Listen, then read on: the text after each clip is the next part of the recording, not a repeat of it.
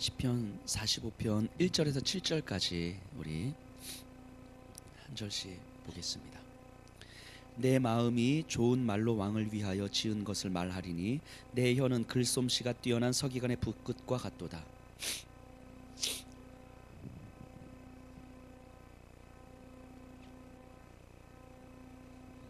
용사여 칼을 허리에 차고 왕의 영화와 위엄을 입으소서.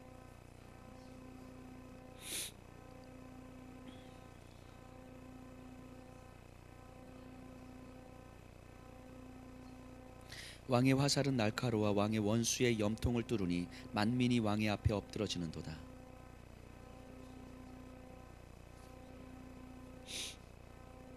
함께 고백합니다. 왕은 정의를 사랑하고 악을 미워하시니 그러므로 하나님 곧 왕의 하나님이 즐거움의 기름을 왕에게 부어 왕의 동료보다 뛰어나게 하셨나이다. 아멘.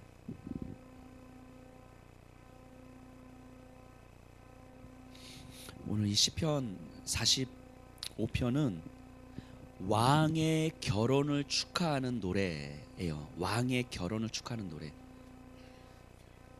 그러니까 단순하게 결혼식 자체를 축하하는 것이 아니라 그 결혼을 하는 왕을 바라보면서 그 왕의 아름다움을 노래하는 시예요. 왕의 아름다움.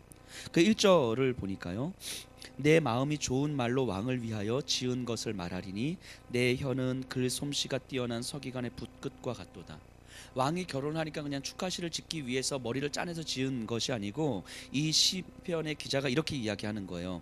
왕을 보면서 평소에도 내 마음에서 이 기쁨과 찬양이 자연스럽게 흘러나오는 거예요. 왕을 바라보면서 뭔가 그냥 계속해서 내 마음 가운데 절제할 수 없는 왕을 향한 어떤 아름다움을 계속 노래하고 싶은 마음이 있는 거예요.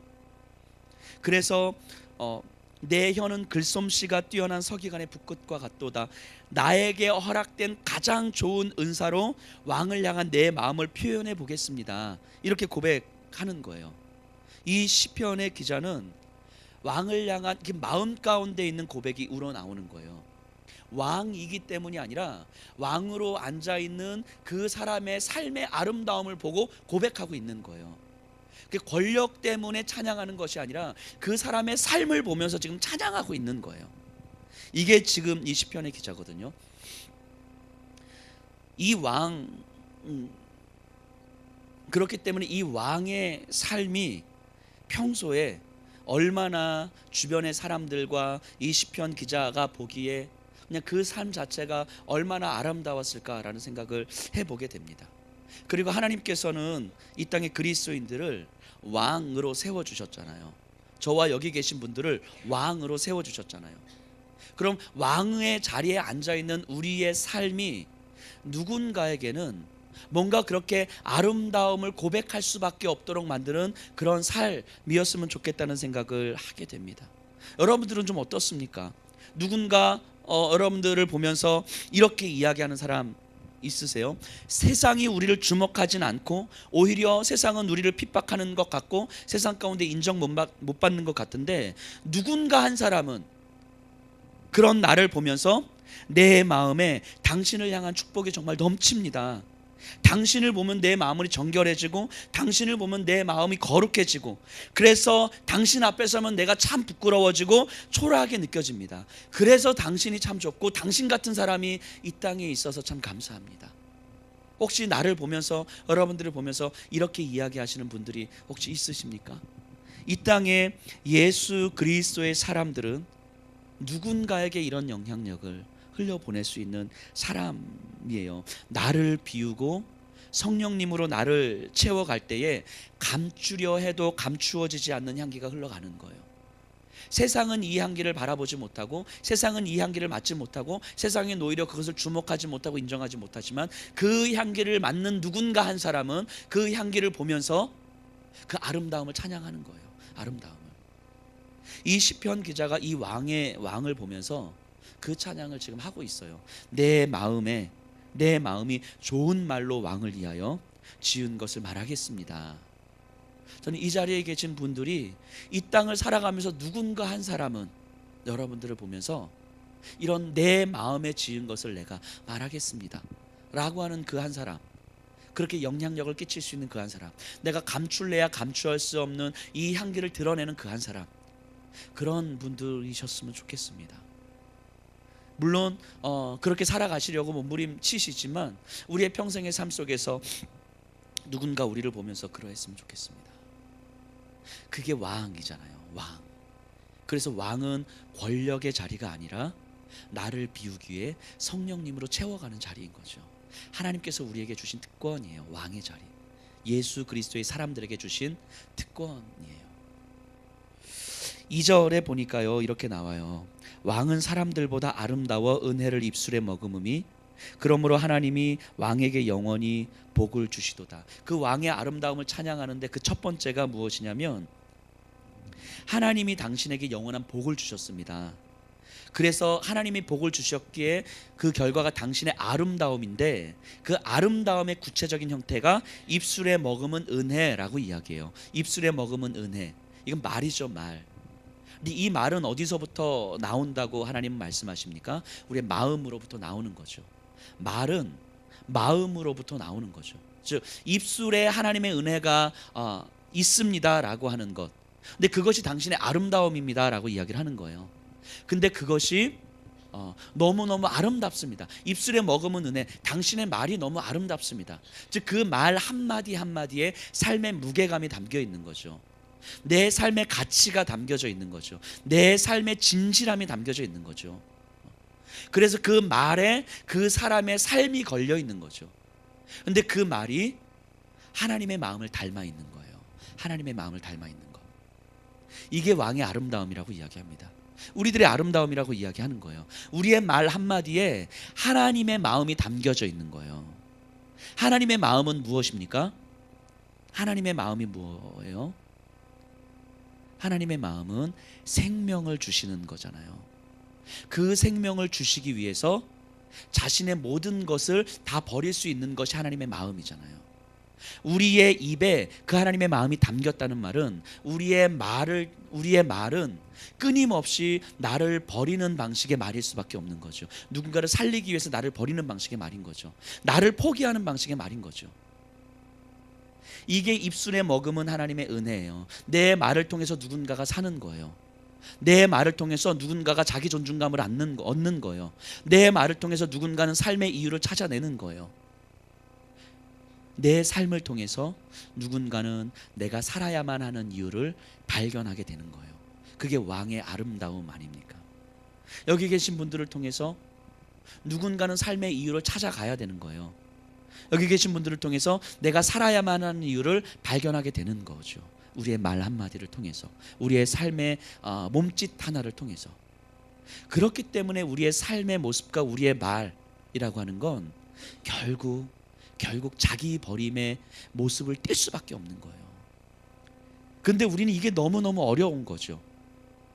우리는요, 그냥 그대로 놔두면 항상 판단자의 위치에 있으려고 해요. 판단자의 위치. 아담과 하와가 선악과를 따먹은 이유가 뭡니까? 내가 최종 판단자가 되려 하는 거였잖아요. 선악을 분별하는 기준이 나였으면 좋겠는 거죠.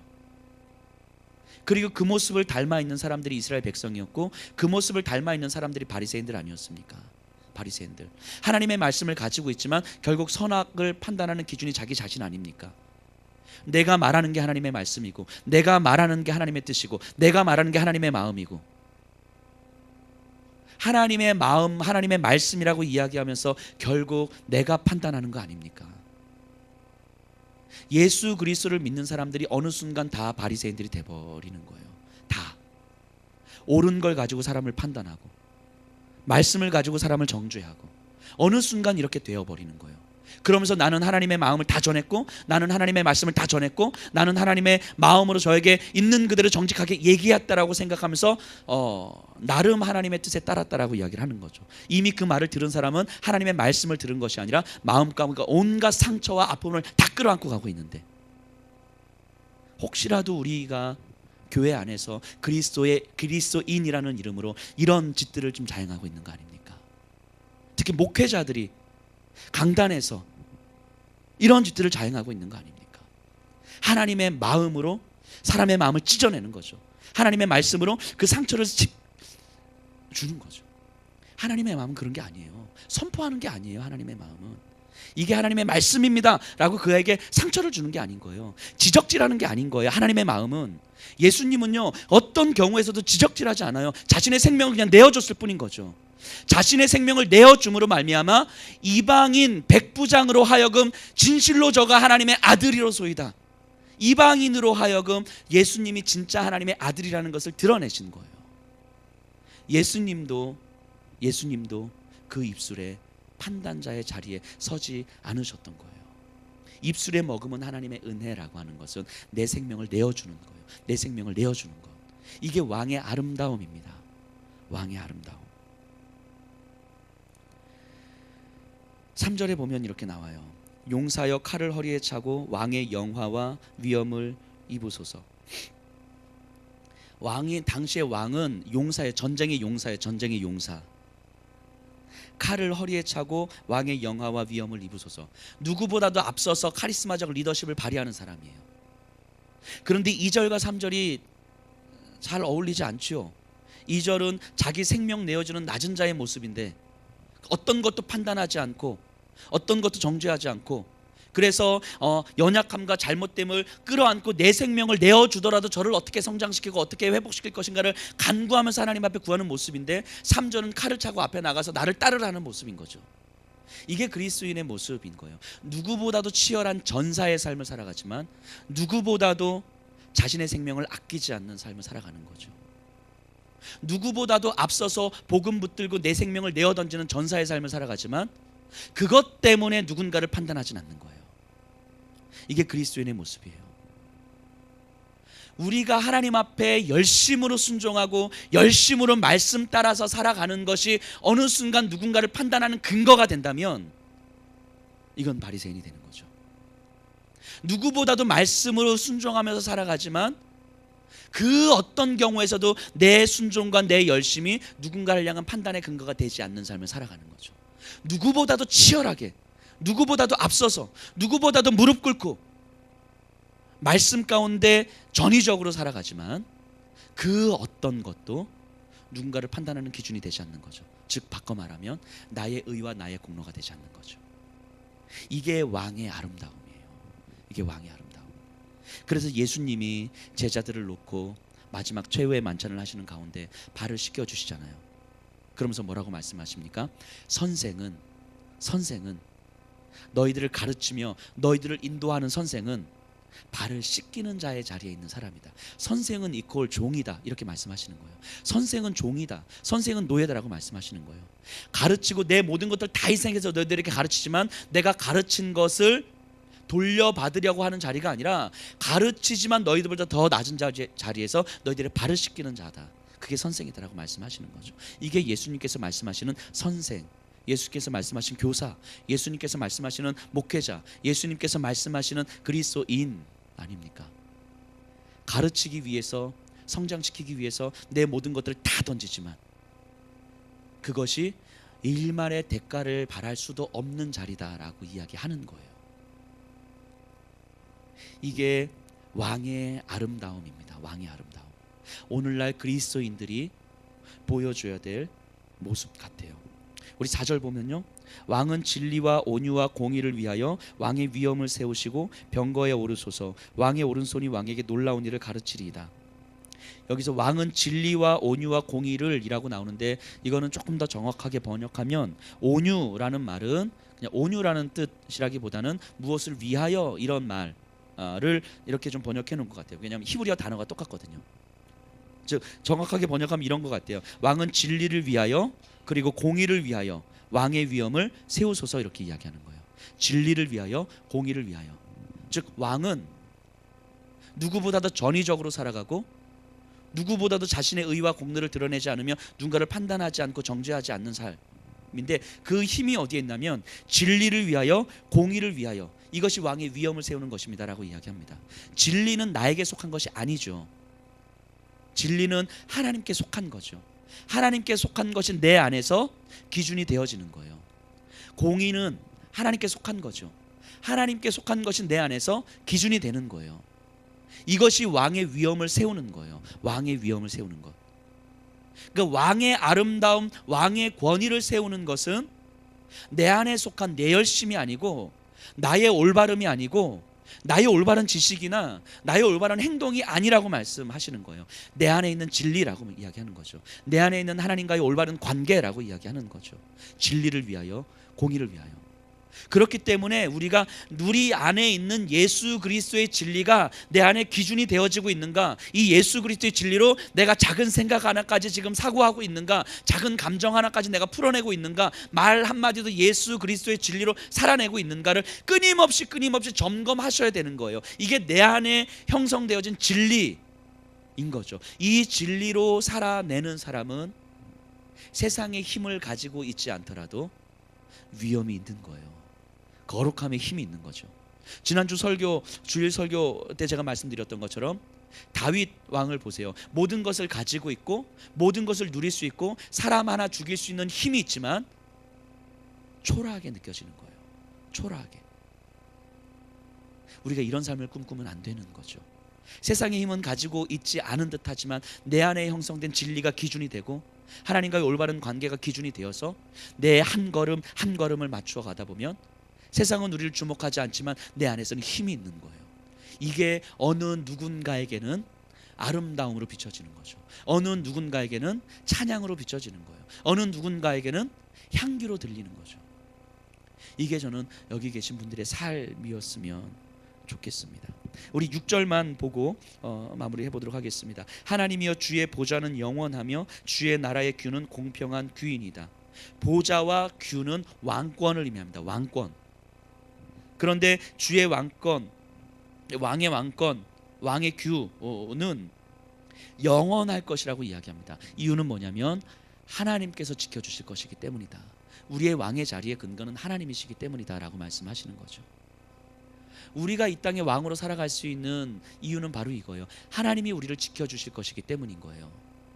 하나님이 우리를 지켜주실 것이기 때문에 내가 왕의 자리에서 권력을 탐하지 않아도 나는 왕의 자리를 지킬 수 있는 거예요. 왕의 자리에서 내가 병력을 많이 쌓으려고 몸부림치지 않아도 내 왕의 자리는 지켜지는 거예요. 내가 재물을 많이 쌓으려고 몸부림치지 않아도 내 왕의 자리는 지켜지는 거예요. 그러니까 우리가 그리스도인의 삶에서 우리의 왕의 자리에서 내가 이 땅 가운데서 이 땅의 힘을 쌓으려고 몸부림치지 않아도 우리는 우리의 삶의 자리를 지킬 수 있는 거예요.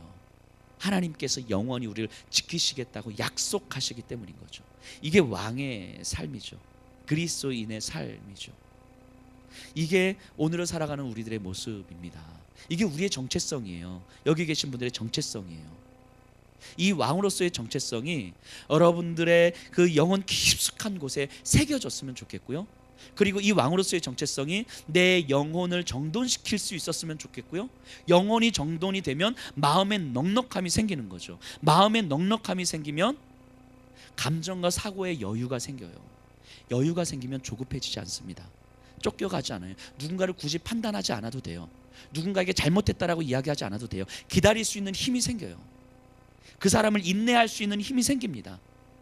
내 눈에는 좀 부족한 것 같아도 내가 받아들이고 기다리고 인내할 수 있는 힘이 생겨요. 그래서 그를 품고 눈물을 흘리며 기도할 수 있는 힘이 생겨요.